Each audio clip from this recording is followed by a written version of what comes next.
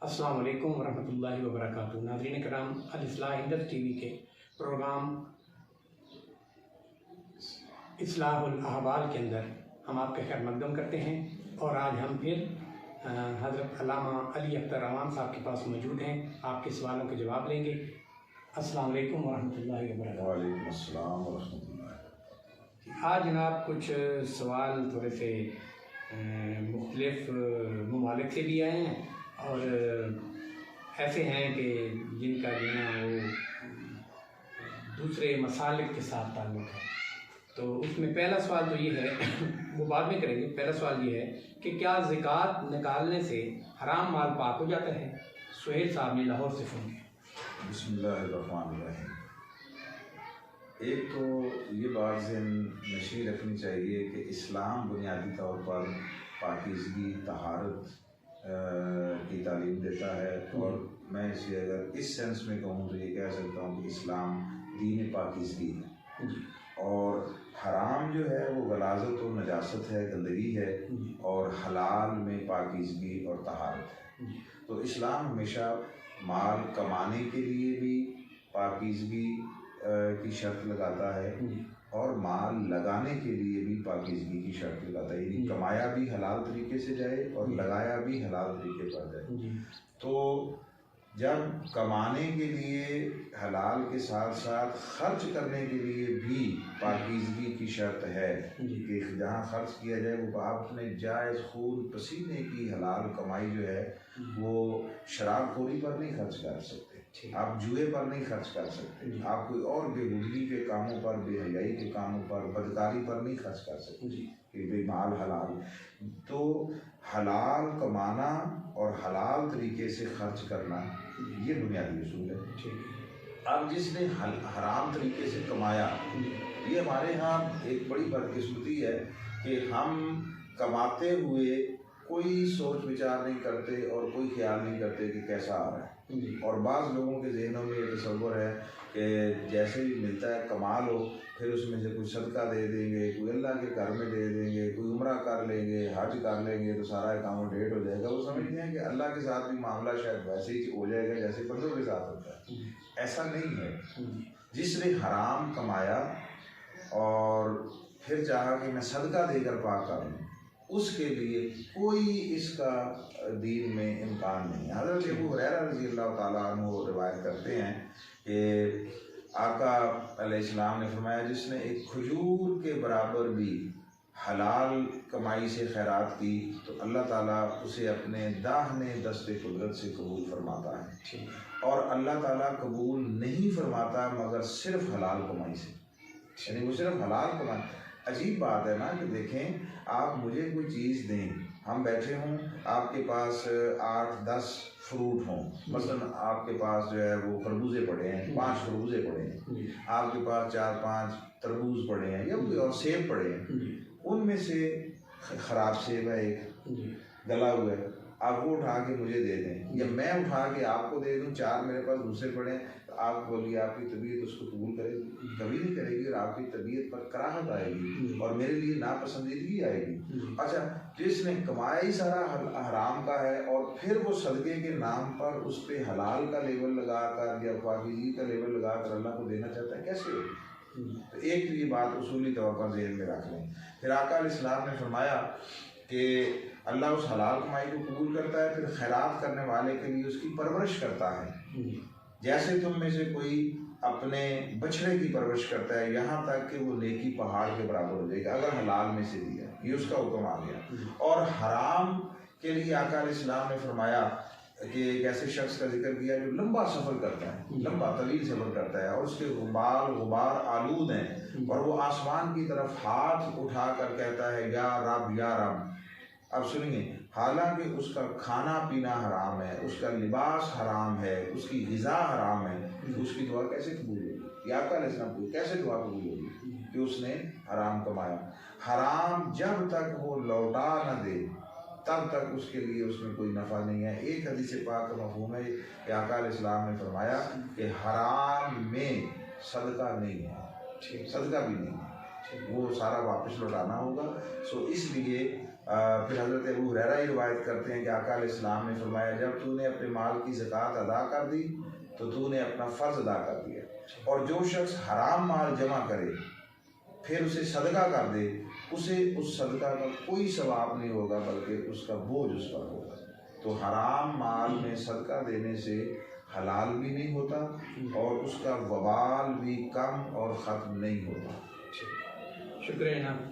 दूसरा सवाल है जी दुबई से, लतीफ़ साहब सवाल करते हैं कि नमाज वित्र आजकल रमज़ान और मुबारक है, यहाँ ज़्यादातर मसाजिद में शाफ़ी और मसलक इमाम हैं, हम जब उनके पीछे नमाज अदा करते हैं तो वो दुआए कुनूत नहीं पढ़ते, जबकि वो फजर की नमाज के अंदर दुआए कुनूत को पढ़ते हैं, तो हम क्या करें? बाद लोग ऐसे होते हैं, मैं भी क्योंकि रहा हूँ वहाँ पे, तो मैंने देखा था कि बाद लोग वित्र के वक्त शाफ़ी और मसलक से अलग हो जाते थे, वो जब उनकी वित्र की जमात हो जाती थी तो तब वो वित्र की जमात कराते थे।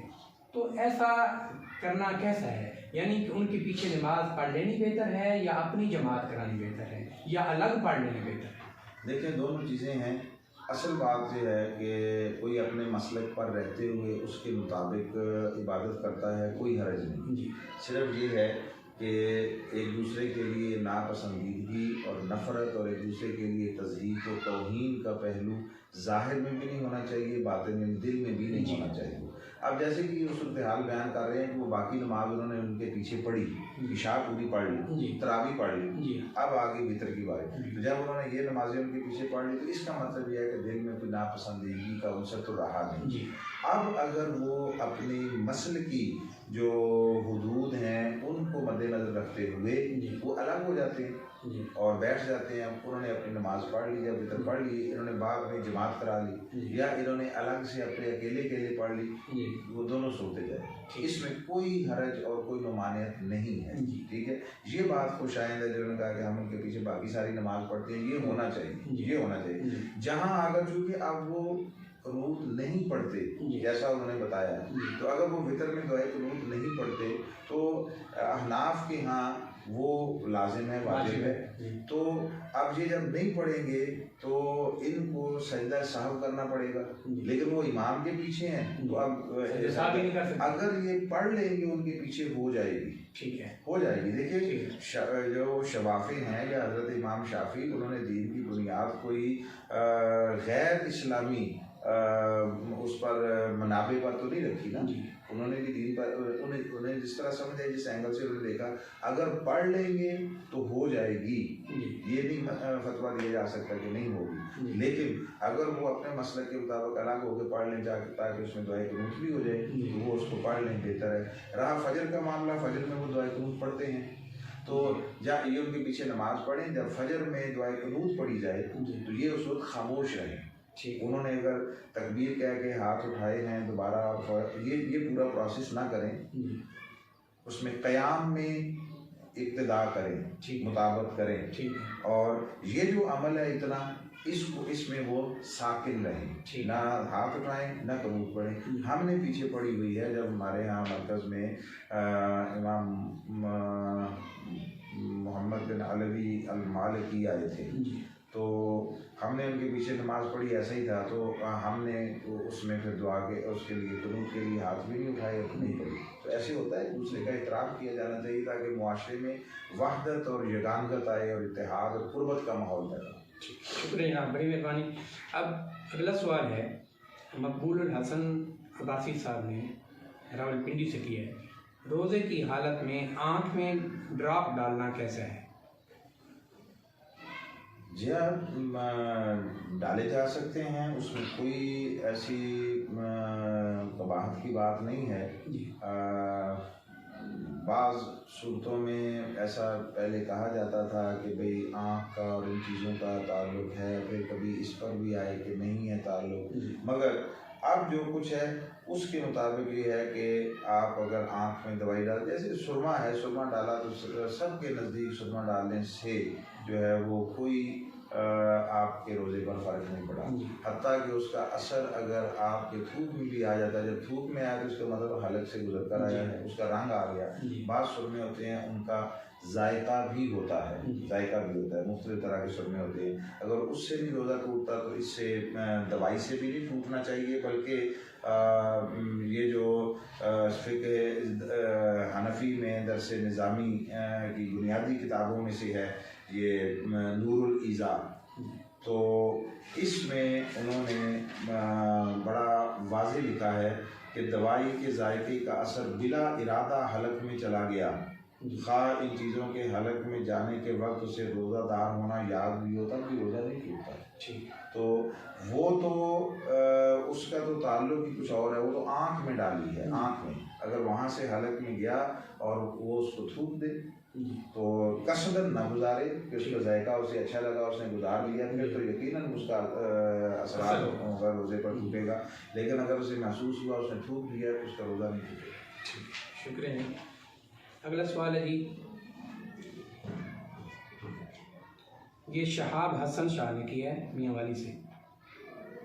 मोबाइल फ़ोन पर कुरान करीम पढ़ना कैसा है, और अगर कुरान करीम मोबाइल में हो तो वाशरूम में मोबाइल को ले जाना कैसा है?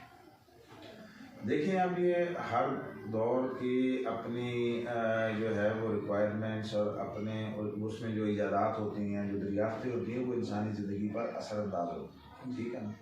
वो जो कुरान मजीद है मोबाइल के अंदर वो सॉफ्ट में है, सॉफ्टवेयर में है, ठीक है ना, वो सॉलिड उस तरह की चीज़ नहीं है। अब मैं इस पर अगर आपसे ये पूछूं कि एक हाफिज़ कुरान है वो वाशरूम में जाएगा या नहीं जाएगा, उसके सीने में कुरान है या नहीं, और वो न सिर्फ वाशरूम में जाएगा बल्कि अपनी उम्र के हिसाब से उसकी शादी होगी, सारा कुछ, तो वो निकाह करेगा या नहीं करेगा, और उसकी आगे औलाद के इम्कान सारा कुछ होता है। तो उस वक्त जब वो सारा कुछ इस प्रोसेस में से गुजरता है तो उसके सीने में कुरान होता है या नहीं होता। तो अगर अपने सीने में अंदर कुरान है और आप वाशरूम में जा सकते हैं, तो आपके मोबाइल में अगर कुरान मजीद है आप क्यों नहीं जा सकते? वो किसी ऐसी हार्ड फॉर्म में नहीं है, महसूस फॉर्म में नहीं है कि जो आपने, जैसे ये कुरान मजीद है बुक की शक्ल में है, आपने उठाया हुआ है तो आप इसको रख कर दें। हत्ता कि पॉकेट साइज़ के कुरान मजीद होते हैं, पॉकेट साइज़ में, बंदा सफ़र में है, सफ़र में है, ठीक है, और उसके लिए कोई ऐसा नहीं है मौका कि वो इसको रखे, तो वो अगर जेब में है, बंद है, जेब में है, तो उसमें भी लोग जाते हैं। अब उसको मजबूरी के आलम में उसको भी एक्सेप्ट किया गया है कि आप अगर तो आप रख कर जा सकें अपनी सीट पर, सफ़र में, बस में, ट्रेन में रख कर जा सके तो अच्छा है। अगर किसी वजह से आप मेले ठेले में गए हुए हैं, आप कहीं किसी पार्क में गए हुए हैं, अकेले हैं, कोई ऐसा सिलसिला नहीं है, तो आप उस छोटे पॉकेट साइज कुरान मजीद के साथ भी वॉशरूम में जाते हैं मजबूरन, तो आपको उसकी इजाज़त है। तो ये तो सॉफ्ट में दिखाई नहीं देता। हाँ, आपने उस पर जो है वो टोने शोने ना लगाई हुई हो कि वॉशरूम में जाएं तो वो टोन बजे कुरान मजीद पढ़ने की, उसको आप पहले साइलेंट कर लें। अगर ऐसा किया बात तो दूध पाक की लगा लेते हैं, अजान की लगा लेते हैं। पहली बात ये नहीं लगानी चाहिए, इससे चूँकि दो चीज़ें होती हैं, ये एक ज़िमनन बात आ गई है। एक ये है कि जब आपने वो टोन लगाई हुई है, कॉल आई, वो टोन बजी, तो आपने जहाँ दिल किया उसे काट के सुन लिया। वो बसावत कलिमा जो है वो आधा हो जाता है, कट जाता है। अच्छा, आप वाशरूम में चले गए, वो बज गई तो आवाज़ तो आई है, अब वो उस माहौल में वो आवाज़ हुई है। ये सारी चीज़ें ये नापसंदीदा है इनसे। बाकी उसमें मोबाइल में हो तो बेशक कोई जैसे मर्जी मोबाइल के साथ जहाँ तक मर्जी है। शुक्रिया अल्लामा साहब, आपने मुदल्लिल जवाब दिए। हाज़रीन और नाज़रीन कराम, आज आपके सवालों के जवाब हो गए। इंशाअल्लाह ताला हम ये सिलसिला जारी व सारी रखेंगे पूरे रमज़ान मुबारक के अंदर। आप तमाम अहबाब से गुजारिश है कि जिन्होंने अब तक हमारे चैनल को सब्सक्राइब नहीं किया तो सब्सक्राइब कर लें और बेल आइकन को दबा दें, और अपने दोस्त अहबाब तक इसको शेयर करें ताकि उन तक भी ये अल्लाह और उसके रसूल के अहकामात पहुँच सकें। बहुत मेहरबानी। अल्लाह पाक आपको खुश व खुर्रम रखे और अल्लाह पाक आपके लिए आसानी पैदा फरमाए। अस्सलामु अलैकुम व रहमतुल्लाहि व बरकातहू।